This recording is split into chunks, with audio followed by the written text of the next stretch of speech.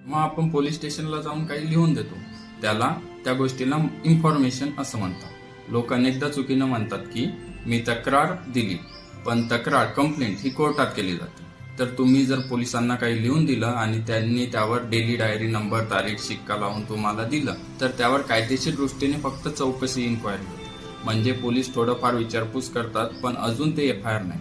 आता असं बघा, जर त्या माहितीतून पोलिसांना वाटलं की हे एक गंभीर गुन्हा, कॉग्निझेबल ऑफेन्स आहे, म्हणजे जसं मारहाण, बलात्कार, चोरी वगैरे, तर पोलीस FIR नोंदवतात. FIR नोंदवली गेली की पोलीस तपास, इन्व्हेस्टिगेशन सुरू करण्याचा अधिकार पोलिसांना मिळतो आणि बहुतेक वेळा आरोपीला अटक करण्याची असते, ती देखील FIR झाल्यावरच पोलीस करू शकतात, त्याआधी नाही.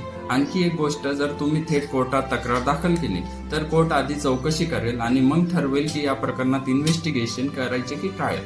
तर एकंदरीत काय, माहिती दिल्यावर चौकशी होते, पण गंभीर गुन्हा वाटल्याशिवाय FIR होत नाही. FIR शिवाय तपास व अटक होत नाही.